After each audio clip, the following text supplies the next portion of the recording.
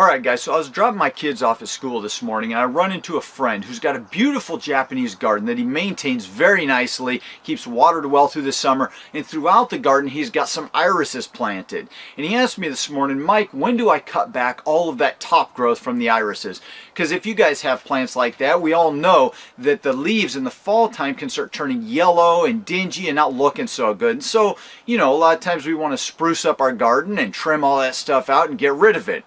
So the short answer is you can prune that stuff back anytime you want. In fact, let's go take a look at my hosta right now because it's a similar plant. You know, it's a rhizome in the ground that shoots up the nice leaves, and every fall those leaves turn yellow and start looking dingy. So let's go take a look at them now. Alright, so this is my hosta area right here, and these are all in pots, but you can see that all the leaves are just starting to turn yellow. We've had some freezes. It's getting cold around here. We're at October 16th. We've been dipping down into the low 30s, and all the leaves are starting to turn yellow. And this is what people are talking about. They just want to get rid of all this junk.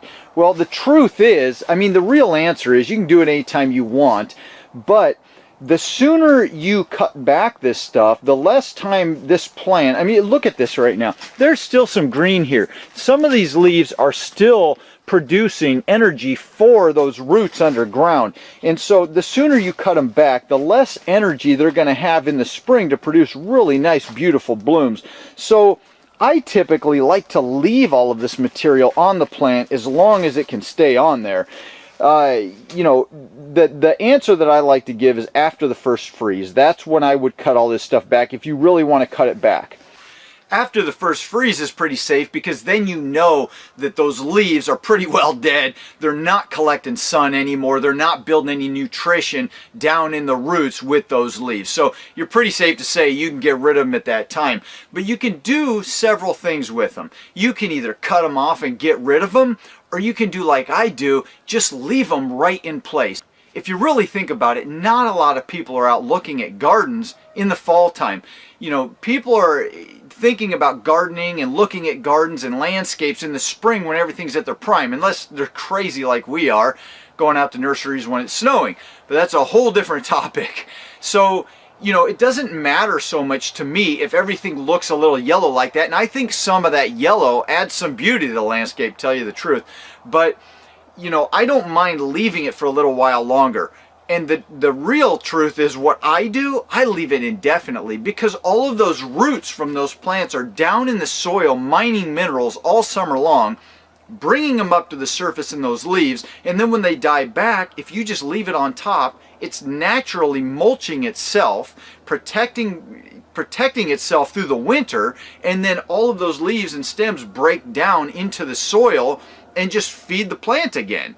So you're getting the best of both worlds. You're getting the longest time for those leaves to stay up collecting sun, building energy for the next year's flowers, and you're also remulching the soil if you leave them in place. Now, I know things can get looking a little dingy after a while, so what I do is generally wait till after the first freeze, and then you can go along and just knock everything down and just leave it right on the ground. If you wanted to, you could remulch over top of that to make it look nice with some beauty bark or something like that, but it's really not necessary. It's just more expensive and time consuming.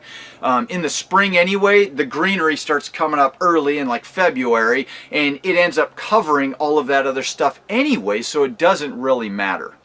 The other benefit of waiting until after the first freeze, and sometimes I wait all the way into January to pull off that dead material, is when it's still yellow like this with a little bit of green, it's hard to kind of get all that stuff out of there. That material's still stuck down, attached to the root, and you have to actually go in and cut it all out. But if you wait until winter time, the middle of winter even, those leaves have actually they've become so weak that some of them have just detached from the roots, and you can actually go in there with a rake and just rake it all out of there really easily and really quickly. But like I said, I like to leave all that stuff in place so it just remulches the soil and it just works out really well. Less work for you, less money for you, less time for you, more beauty in the spring. It's got my vote. So thanks, Lance, for the question. I really appreciate it. So I hope that helps some of you make a decision on what you're going to do with your hostas and your iris and, you know, any other bulb or rhizome plants that have been sitting out in your garden right now starting to turn yellow. You know, you can make whatever decision you want. That's kind of how things are going to work for you. I'm just going to leave everything in place. I got plenty of other work to do anyway. So I hope you guys have an awesome day. Enjoy the video. Until next time, adios. I love these little fall time rhododendron blooms.